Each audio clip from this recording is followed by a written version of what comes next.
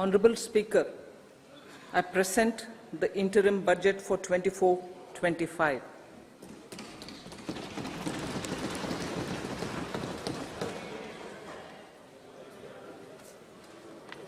The Indian economy has witnessed profound positive transformation in the last 10 years.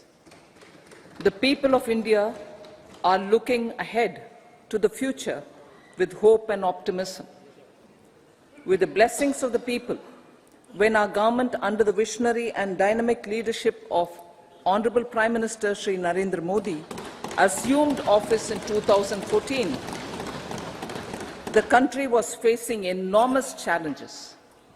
With Sabka Saath, Sabka Vikas as its mantra, the government overcame those challenges in right earnest. Structural reforms were undertaken. Pro-people programs were formulated and implemented promptly.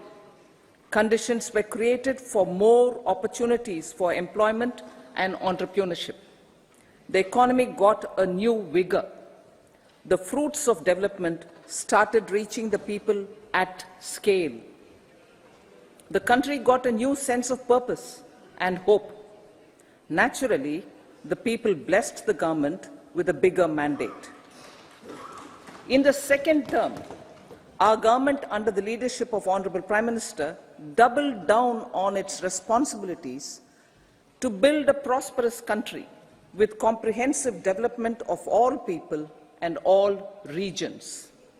Our government strengthened its mantra to Sabka Saath, Sabka Vikas and Sabka Vishwas. Our development philosophy covered all elements of inclusivity, namely social inclusivity through coverage of all strata of the society, and geographical inclusivity through development of all regions of the country.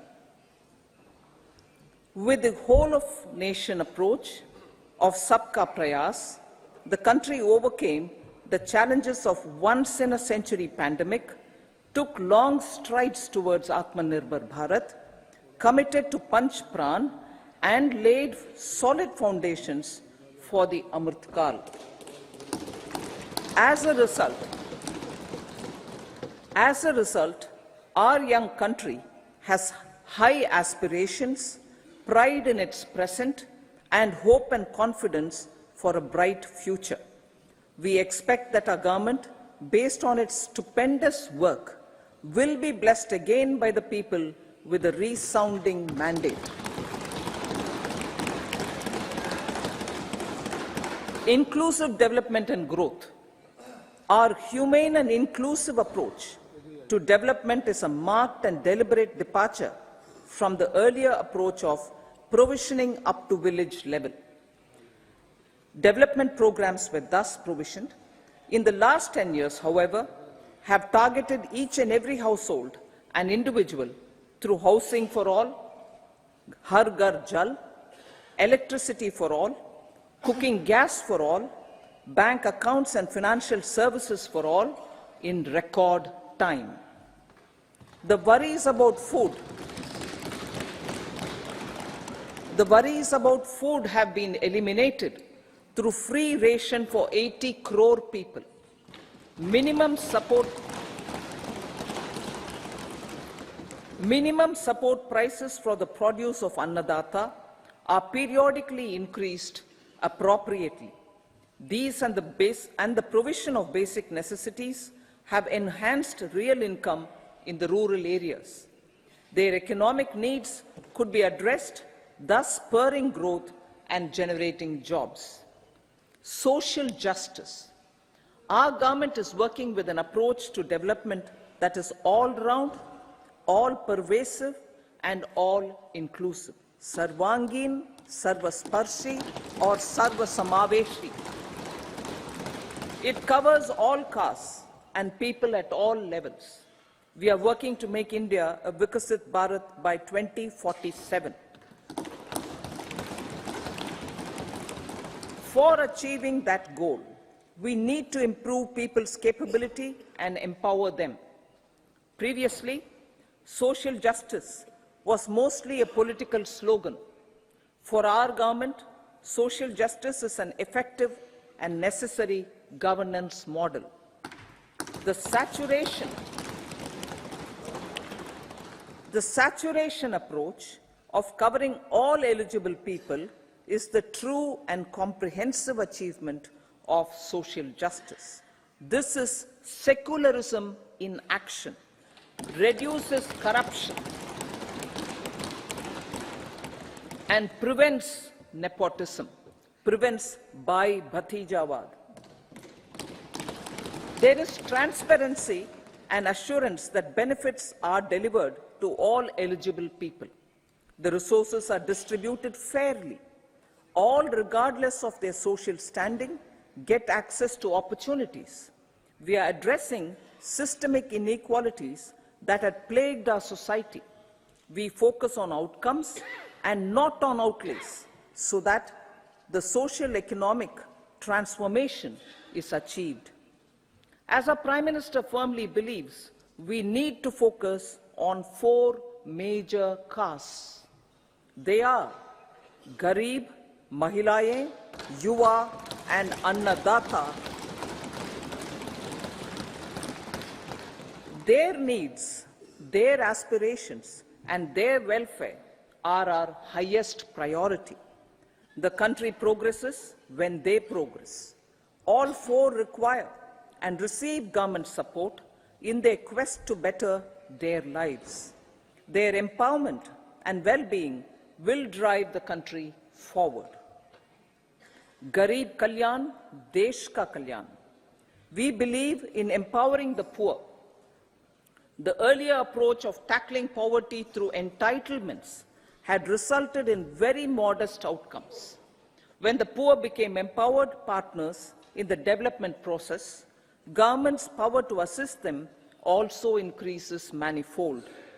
With the pursuit of Sabka Saath, in these 10 years, the government has assisted 25 crore people to get freedom from multi-dimensional poverty. Our government's efforts are now getting synergized with energy and passion of such empowered people. This is truly elevating them from poverty. Direct benefit transfer of 34 lakh crore rupees from the government using PM Jan Dhan accounts has led to savings of 2.7 lakh crores of rupees for the government. This savings has been realized through avoidance of leakages prevalent earlier. The savings have helped in providing more funds for Garib Kalyan. PM Swanidhi has provided credit assistance to 78 lakh street vendors. From that total of 78 lakh street vendors, 2.3 lakh have received credit for the 3rd time. PM Janman Yojana reaches out to the particularly vulnerable tribal groups who have remained outside the realm of development so far. PM Vishwakarma Yojana provides end-to-end support to artisans and craftspeople engaged in 18 trades. The schemes for empowerment of Divyangs and transgender persons reflect firm resolve of our government to leave no one behind. Welfare of Annadata. Farmers are our Annadata. Every year under PM Kisan Samman Yojana, direct financial assistance is provided to 11.8 crore farmers, including marginal and small farmers. Crop insurance is given to 4 crore farmers under PM Fasal Bima Yojana. These, besides several other programs, are assisting Annadata in producing food for the country and for the world. Electronic National Agricultural Market has integrated 1,361 mandis and is providing services to 1.8 crore farmers with trading volume of 3 lakh crores of rupees. The sector is poised for inclusive, balanced, higher growth and productivity. These are facilitated from farmer-centric policies, income support, coverage of risks through price and insurance support, promotion of technologies and innovations through startups. Empowering the Amrit PD, the Yuva. Our prosperity depends on adequately equipping and empowering the youth. The National Education Policy 2020 is ushering the transformational reforms. PM Schools for Rising India, PM Shri, are delivering quality teaching and nurturing holistic and well-rounded individuals. The Skill India mission has trained 1.4 crore youth, upskilled and reskilled 54 lakh youth, and established 3,000 new ITIs. A large number of institutions of higher learning, namely 7 IITs, 16 triple ITs, 7 IIMs, 15 AIMS, and 390 universities have been set up. PM Mudra Yojana has sanctioned 43 crore loans aggregating to 22.5 lakh crores of rupees for entrepreneurial aspirations of our youth. Besides that, Fund of Funds, Startup India, and Startup Credit Guarantee schemes are assisting our youth. They are also becoming Rozgar Data. The country is proud of our youth scaling new heights in sports. The highest ever medal tally in Asian Games and Asian Para Games in 2023 reflects a high confidence level.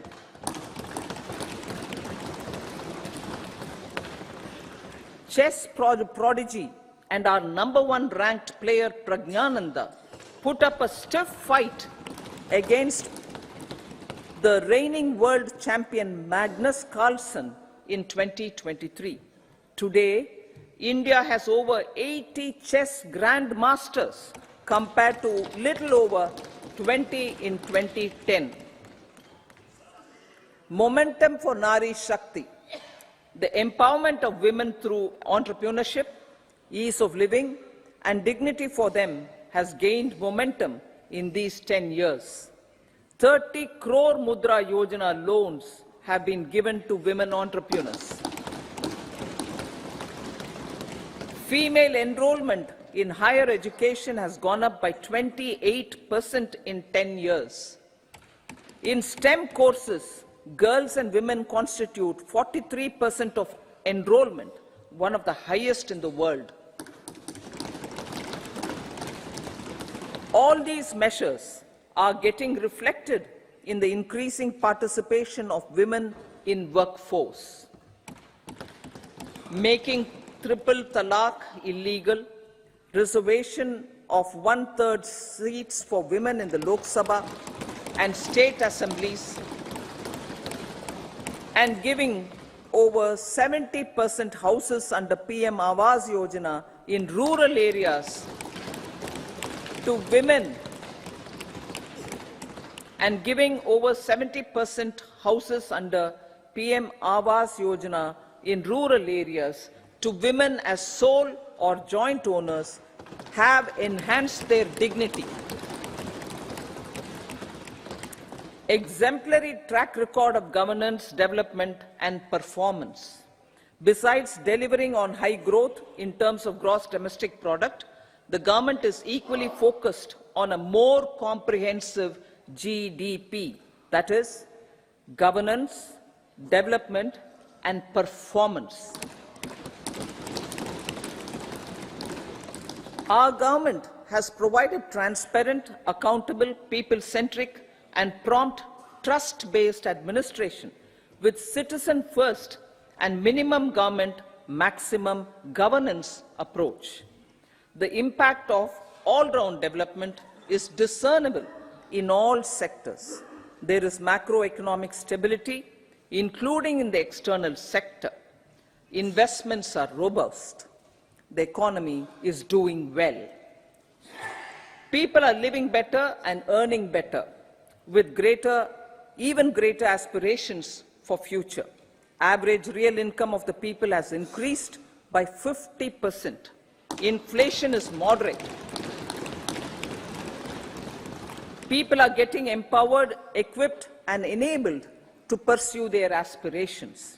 There is effective and timely delivery of programs and of large projects. Economic management. The multi-pronged economic management over the past 10 years has complemented people-centric, inclusive development. Following are some of the major elements. 1.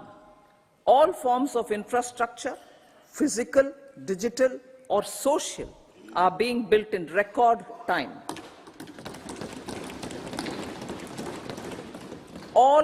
Number 2, all parts of the country are becoming active participants in economic growth.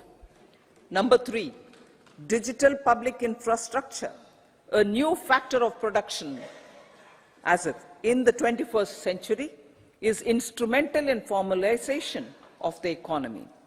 Number 4, goods and services tax has enabled one nation, one market, one tax. Tax reforms have led to deepening and widening of tax base.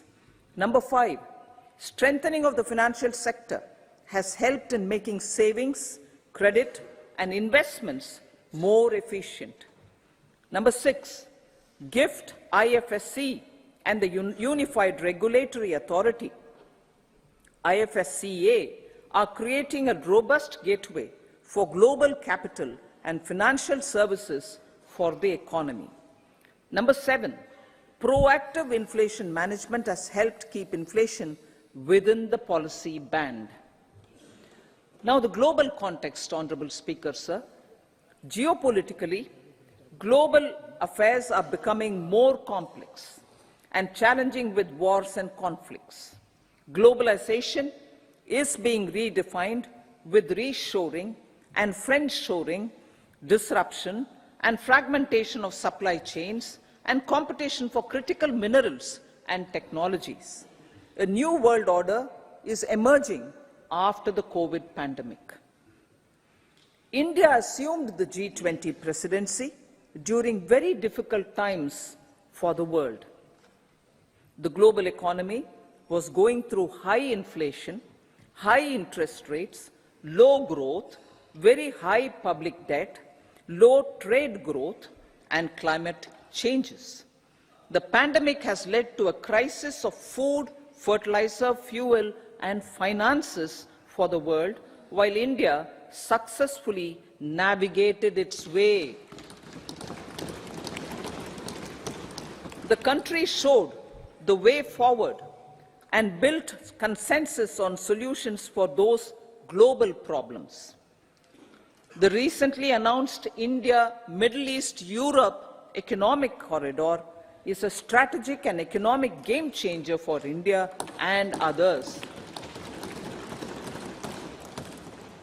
In the words of Honourable Prime Minister, the corridor, and I quote, will become the basis of world trade for hundreds of years to come, and history will remember that this corridor was initiated on Indian soil, unquote.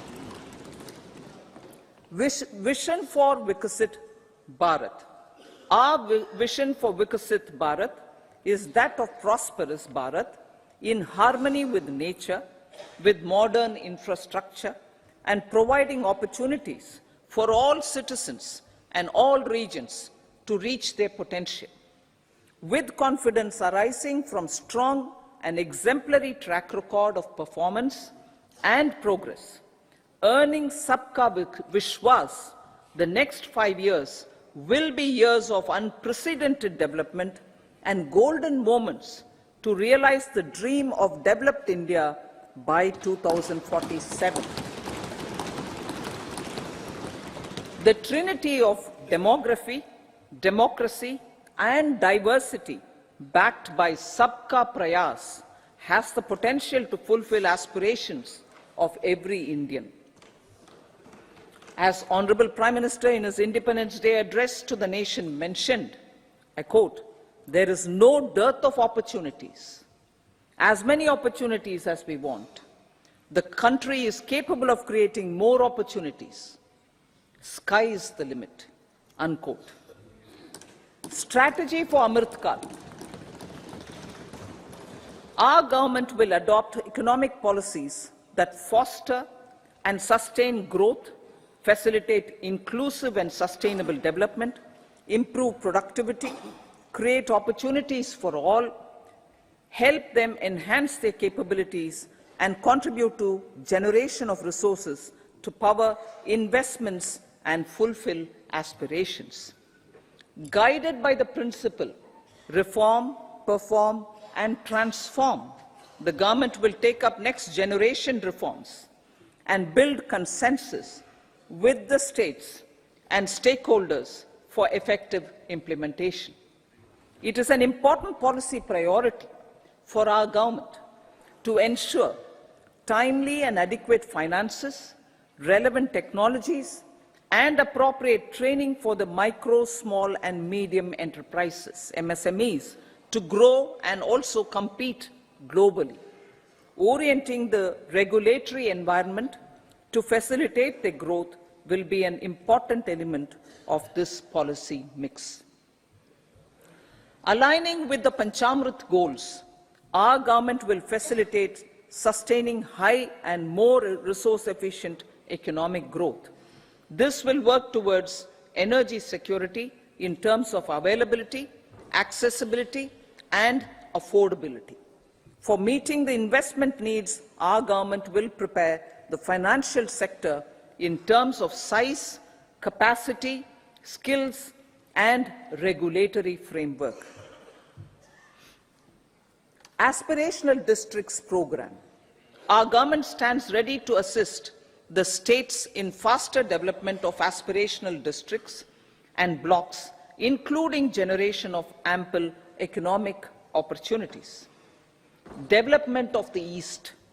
Our government will pay utmost attention to make the eastern region and its people a powerful driver of India's growth. PM Awas Yojana Gramin. Despite the challenges due to COVID, implementation of PM Awas Yojana Gramin continued, and we are close to achieving the target of 3 crore houses. 2 crore more houses will be taken up in the next 5 years to meet the requirement arising from increase in the number of families. Rooftop solarization and Muft Bijli. Through rooftop solarization, 1 crore households will be enabled to obtain up to 300 units free electricity every month.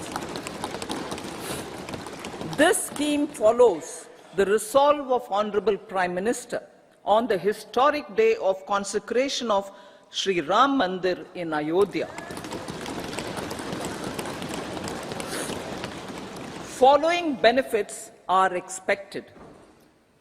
Savings up to 15 to 18,000 rupees annually for households from free solar electricity and selling the surplus to the distribution companies.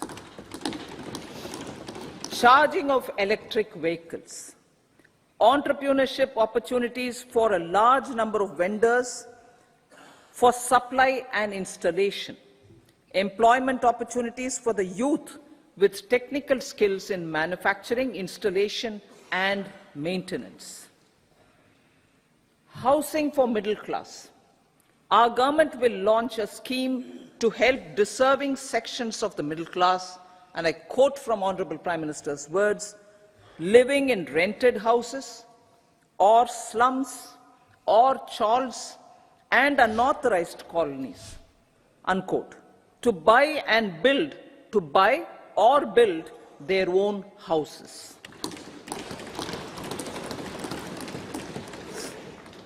Medical colleges. Several youth are ambitious to get qualified as doctors.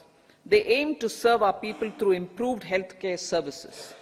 Our government plans to set up more medical colleges by utilizing the existing hospital infrastructure under various departments. A committee for this purpose will be set up to examine the issues and make relevant recommendations. Cervical cancer vaccination. Our government will encourage vaccination for girls in the age group of 9 to 14 years for prevention of cervical cancer. Maternal and child health care. Various schemes for maternal and child care will be brought under one comprehensive program for synergy in implementation. Upgradation of Anganwadi centers under Saksham Anganwadi and Poshan 2.0 will be expedited for improved nutrition delivery, early childhood care and development. The newly designed U-Win platform for managing immunization and intensified efforts of Mission Indradhanush will be rolled out expeditiously throughout the country. Ayushman Bharat. Healthcare cover under Ayushman Bharat scheme will be extended to all ASHA workers, to all Anganwadi workers and helpers. Agriculture and food processing. The efforts of value addition in agriculture sector and boosting farmers' incomes will be stepped up. Pradhan Mantri Kisan Sampada Yojana has benefited 38 lakh farmers and generated 10 lakh employment. Pradhan Mantri Formalization of Micro Food Processing Enterprises Yojana has assisted 2.4 lakh SHGs and 60,000 individuals with credit linkages. Other schemes are complementing the efforts for reducing post-harvest losses and improving productivity and incomes. For ensuring faster growth of the sector, our government will further promote private and public investment in post-harvest activities, including aggregation, modern storage, efficient supply chains, primary and secondary processing and marketing and branding. Nano DAP. After the successful adoption of nano urea, application of nano DAP on various crops will be expanded in all agroclimatic zones. Atmanirbhar Oil Seeds Abhiyan. Building on the initiative announced in 2022, a strategy will be formulated to achieve Atmanirbharta for oil seeds such as mustard, groundnut, sesame, soya bean, and sunflower. This will cover research for high-yielding varieties, widespread adoption of modern farming techniques, market linkages, procurement, value addition, and crop insurance. Dairy development. A comprehensive program for supporting dairy farmers will be formulated.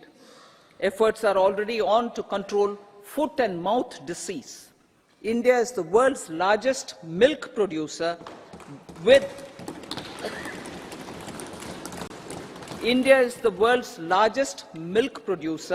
but with low productivity of milch animals. The program will be built on the success of existing schemes such as Rashtriya Gokul Mission, National Livestock Mission, and infrastructure development funds for dairy processing and animal husbandry. Matsya Sampada. It was our government which set up a separate department for fisheries, realizing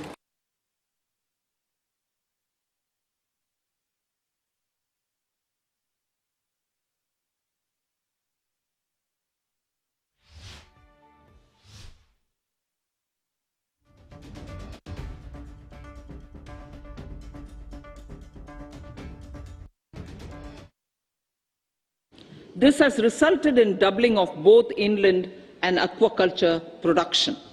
Seafood exports since 2013-14 has also doubled. Implementation of Pradhan Mantri Matsya Sampada Yojana will be stepped up to 1. Enhance aquaculture productivity from existing 3 to 5 tons per hectare. 2. Double exports to 1 lakh crore rupees, and 3. Generate 55 lakh employment opportunities in the near future. 5 integrated aqua parks will also be set up. Lakpati Didi.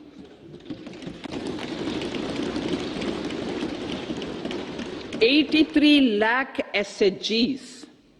83 lakh SHGs with 9 crore women are transforming rural socio-economic landscape with empowerment and self-reliance. Honorable Speaker said, their success has assisted nearly 1 crore women to become Lakpati Didi already. They are an inspiration to others. Their achievements will be recognized through honoring them. Buoyed by the success, it has been decided to enhance the target for Lakpati Didi from 2 crores to 3 crores.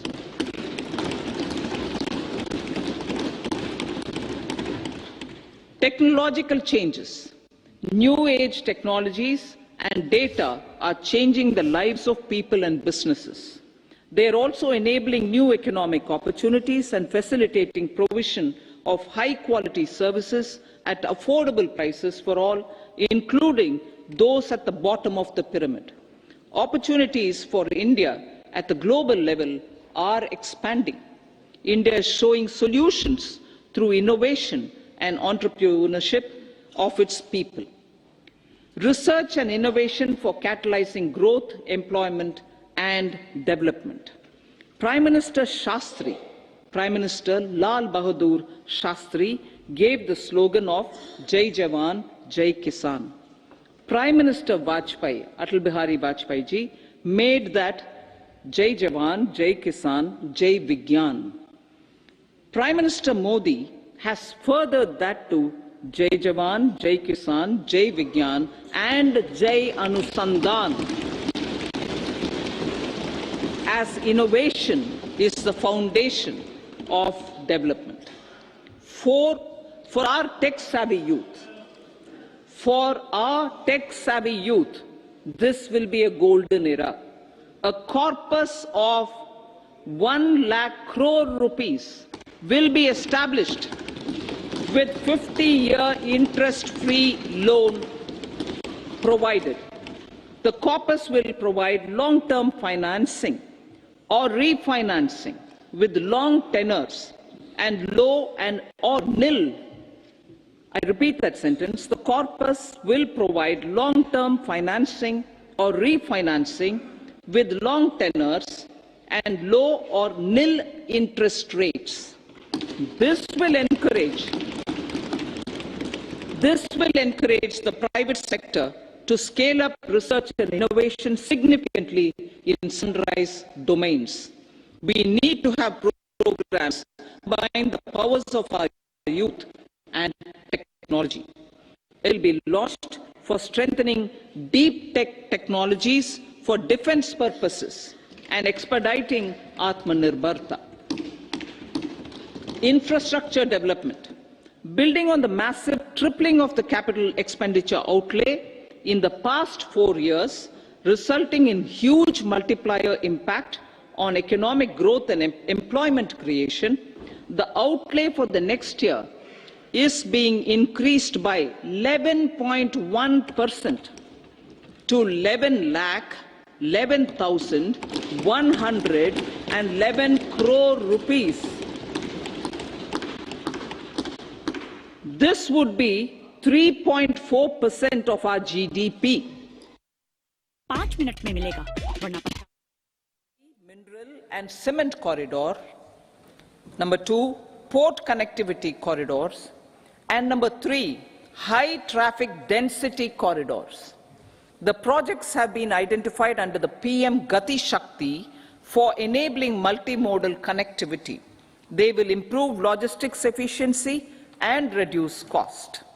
The resultant decongestion of the high traffic corridors will also help in improving operations of passenger trains, resulting in safety and higher travel speed for passengers. Together with dedicated freight corridors, these 3 economic corridor programs will accelerate our GDP growth and reduce logistic costs.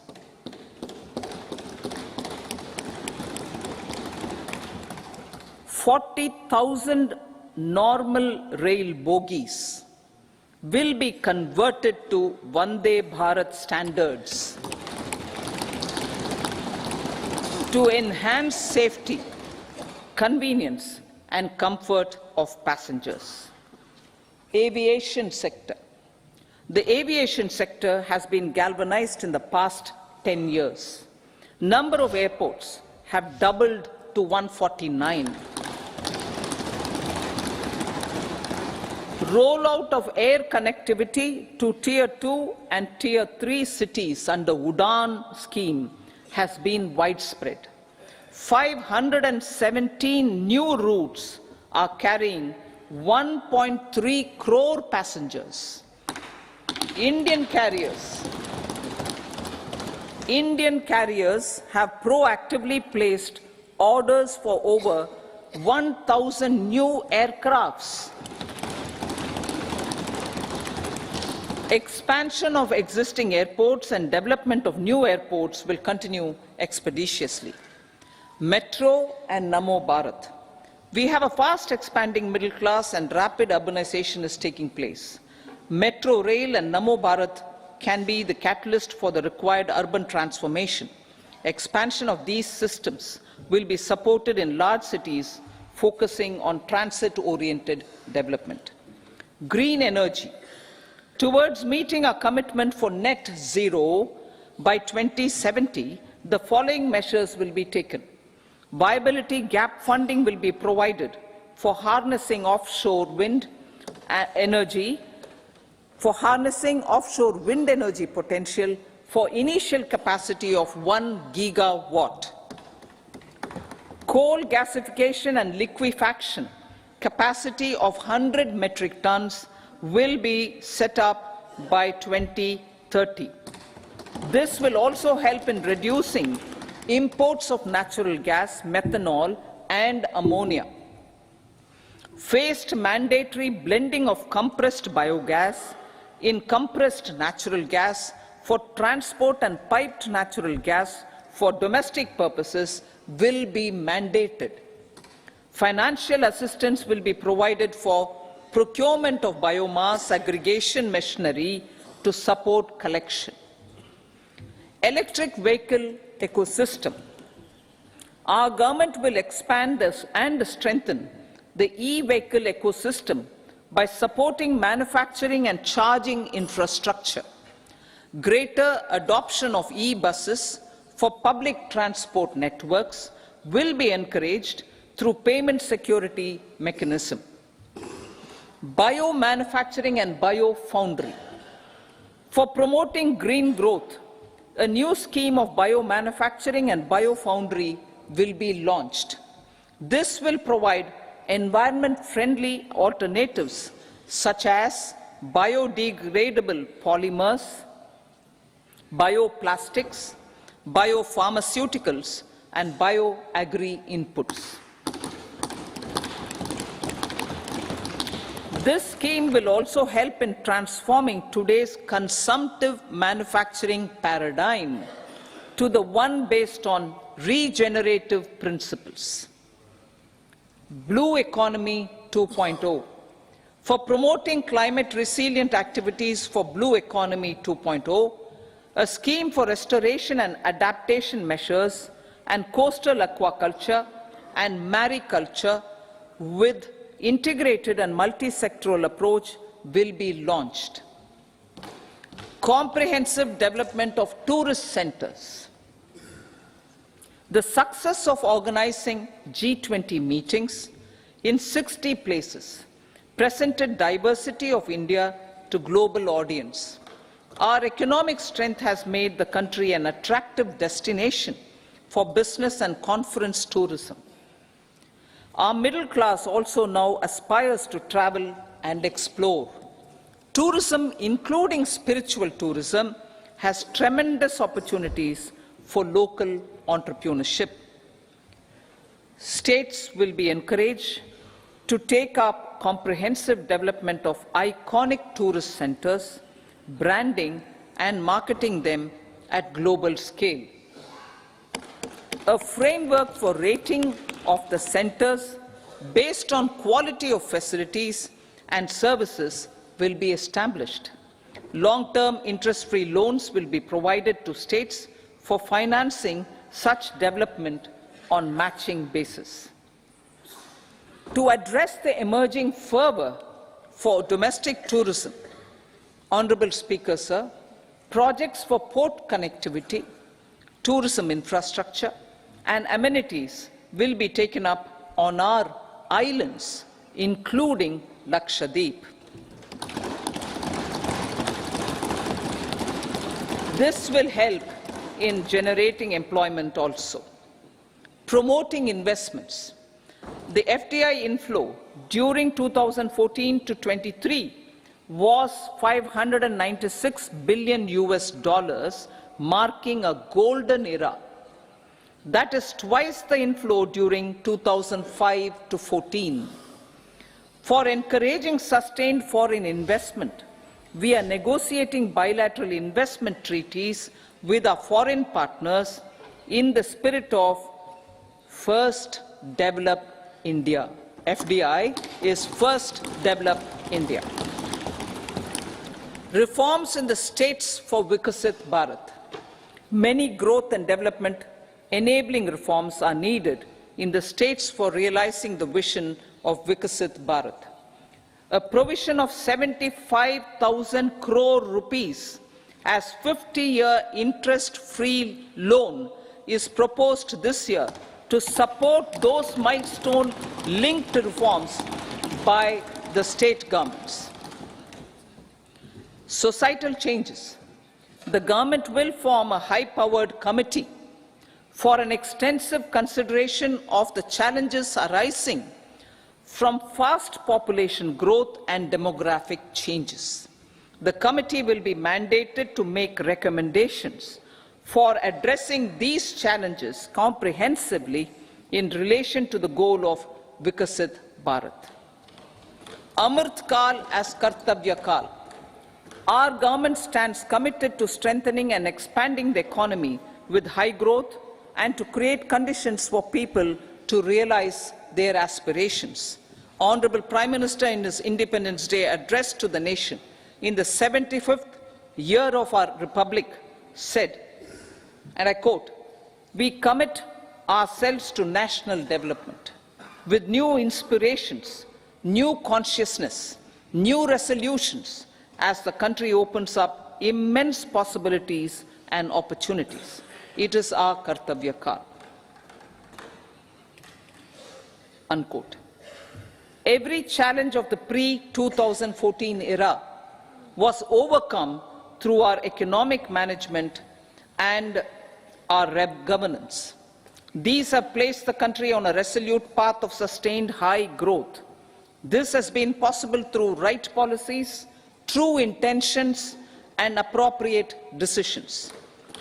In the full budget in July, Honorable Speaker, our government will present a detailed roadmap for our pursuit of Vikasit Bharat.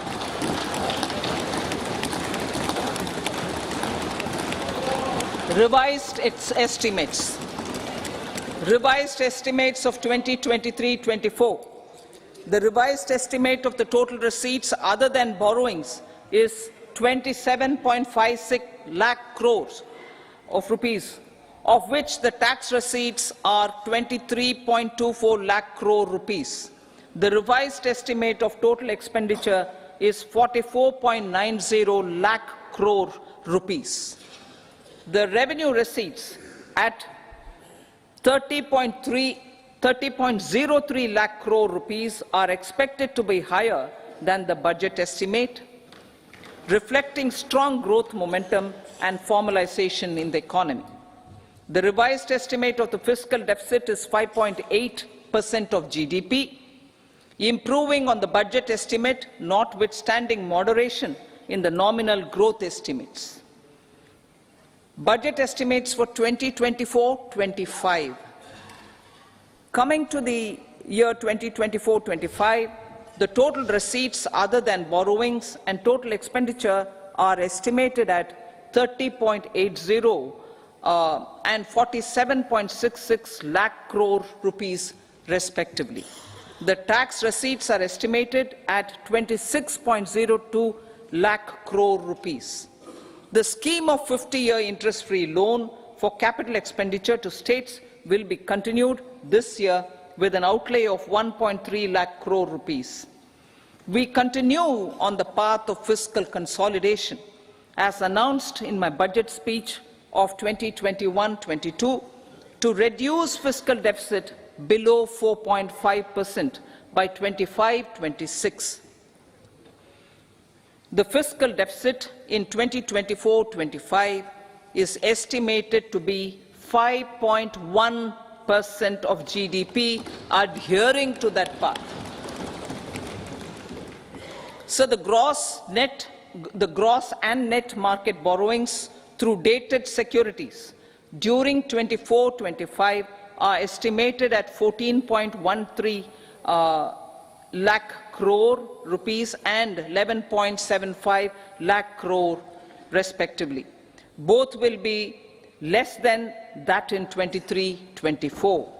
Now that the private investments are happening at scale, the lower borrowings by the central government will facilitate larger availability of credit for the private sector. Vote on account. I'll be seeking vote on account approval of the Parliament through the appropriation bill for a part of the financial year 2024-25. I will now move to Part B.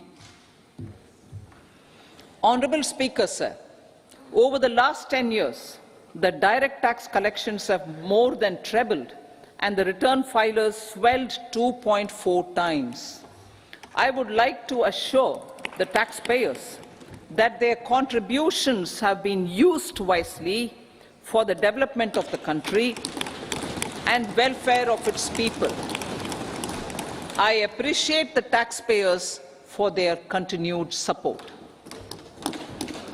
The government has reduced and rationalized tax rates. Under the new tax scheme, there is now no tax liability for taxpayers with income up to 7 lakh rupees, up from 2.2 lakh rupees in the financial year 2013-14. The threshold for presumptive taxation for retail businesses was increased from 2 crores to 3 crores. Similarly, the threshold for professionals eligible for presumptive taxation was increased from 50 lakh rupees to 75 lakh rupees. Also, corporate tax rate was decreased from 30% to 22% for existing domestic companies and to 15% for certain new manufacturing companies. Honourable Speaker, sir, in the last 5 years, our focus has been to improve taxpayer services. The age-old jurisdiction-based assessment system was transformed with the introduction of faceless assessment and appeal, thereby imparting greater efficiency, transparency, and accountability. Introduction of updated income tax returns, a new Form 26AS, and pre-filling of tax returns have made filing of tax returns simpler and easier. Average processing time of returns has been reduced from 93 days in the year 2013-14 to a mere 10 days this year, thereby making refunds faster. Indirect taxation. By unifying the highly fragmented indirect tax regime in India, the GST has reduced the compliance burden on trade and industry. The industry has acknowledged the benefits of GST. According to a recent survey conducted by a leading consulting firm, 94% of industry leaders view the transition to GST as largely positive. According to 80% of the respondents, it has led to supply chain optimization, as elimination of tax arbitrage and octroi has resulted in disbanding of checkposts at the state and city boundaries. At the same time, tax base of GST more than doubled, and the average monthly gross GST collection has almost doubled to 1.66 lakh crores this year. States too have benefited. States' SGST revenue, including compensation released to states in the post-GST period of 2017-18 to 2022-23, has achieved a buoyancy of 1.22. In contrast, the tax buoyancy of state revenues from subsumed taxes in the pre-GST four-year period of 2012-13 to 2015-16 was a mere 0.72. The biggest beneficiaries are consumers, as reduction in logistic cost and taxes have brought down prices of most goods and services. We have taken a number of steps in customs to facilitate international trade. As a result, the import release time declined by 47% to 71 hours at inland container depots, by 28% to 44 hours at air cargo complexes, and by 27% to 85 hours at seaports over the last 4 years since 2019, when the national time release studies were first started. Tax proposals. As for tax proposals, in keeping with the convention, I do not propose to make any changes relating to taxation and propose to retain the same tax rates for direct and indirect taxes, including import duties. However, certain tax benefits to startups and investments made by sovereign wealth or pension funds, as also tax exemption on certain income of some IFSC units, are expiring on 31/3/2024. To provide continuity in taxation, I propose to extend the date to 31/3/2025. Moreover, in line with our government's vision to improve ease of living and ease of doing business, I wish to make an announcement to improve taxpayers' services. There are a large number of petty, non-verified, non-reconciled or disputed direct tax demands,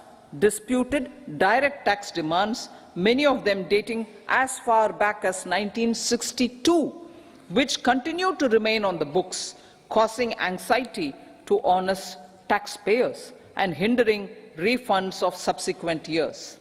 Honourable Speaker, sir, I propose to withdraw such outstanding direct tax demands up to 25,000 rupees pertaining to the period up to financial year 2009-10 and up to 10,000 rupees for financial years 2010-11 to 2014-15. This is expected to benefit about 1 crore taxpayers. 1 crore taxpayers would benefit out of this. Economy then and now.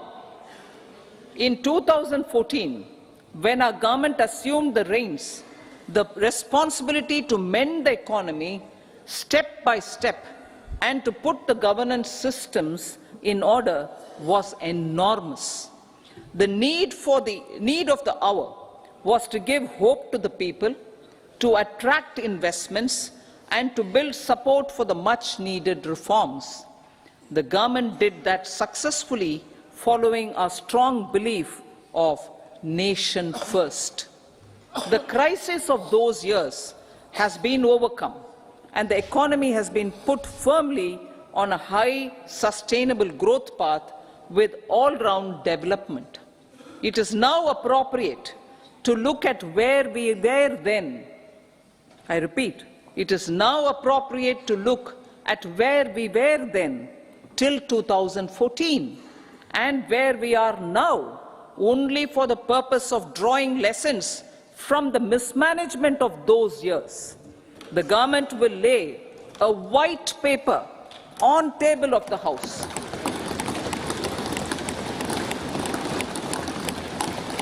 The exemplary track record of governance, development and performance, effective delivery and Jan Kalyan has given the government trust, confidence and blessings of the people to realize whatever it takes the goal of Vikasit Bharat with good intentions, true dedication and hard work in the coming years and decades. With this, Honorable Speaker, I commend the interim budget to this august House. Jai Hind.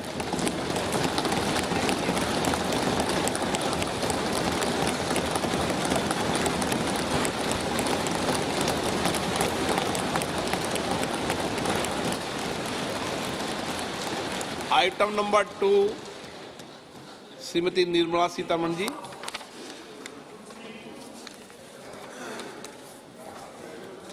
Sir, with your permission, I rise to lay on the table the following statements under Section 3(1) of the Fiscal Responsibility and Budget Management Act 2003, Medium-Term Fiscal Policy cum Fiscal Policy Strategy Statement and Macroeconomic Framework Statement.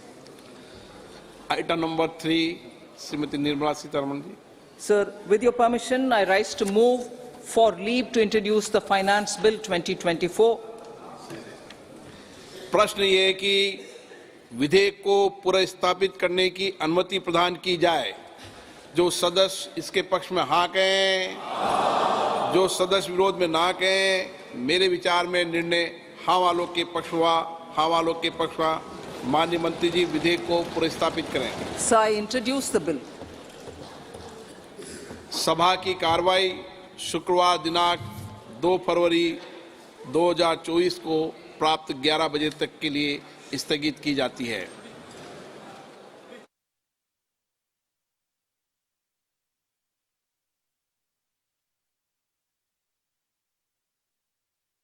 હજુ થઈ ચૂક્યું છે અને આ વચગાળાના બજેટમાં સૌપ્રથમ તો કેન્દ્ર સરકારની જે પરિયોજના અને જે કાર્યસિદ્ધિ હતી તેનો અહિતાગ રિપોર્ટ મૂકવામાં આવ્યો અને ત્યારબાદ અત્યાર સુધીમાં કેન્દ્ર સરકાર દ્વારા કયા પ્રકારના કાર્યક્રમ કરવામાં આવ્યા છે, કઈ કઈ યોજનાઓ સમયસર પૂર્ણ કરવામાં આવી તેની વાત કરી છે, પરંતુ કરદાતાઓ માટે હાલ કોઈ રાહત નથી।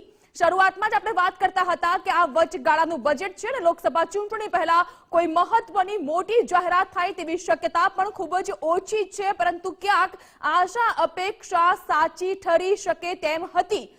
વર્ષ 2024ના બજેટની આપણે જો ખાસ વાત કરીએ તો તેની અંદર આ વખતે તમામ લોકો માટે સારું હશે આ બજેટ તેવું બજેટ સત્રની શરૂઆત થતા પહેલા વડાપ્રધાન નરેન્દ્ર મોદીએ એક નિવેદન આપ્યું હતું।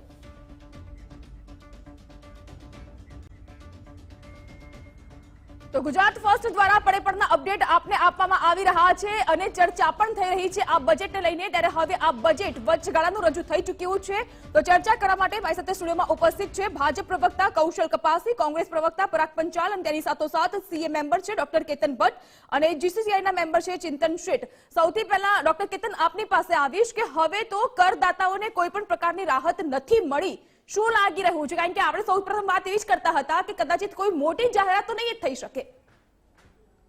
મેં પહેલા પણ કહ્યું હતું અને I still stick to my word કે આ ઇન્ટરિમ બજેટ છે એટલે આની અંદર મોટાભાગે કોઈ પોલિસી ડિસિઝન આમાં લેવાતા નથી.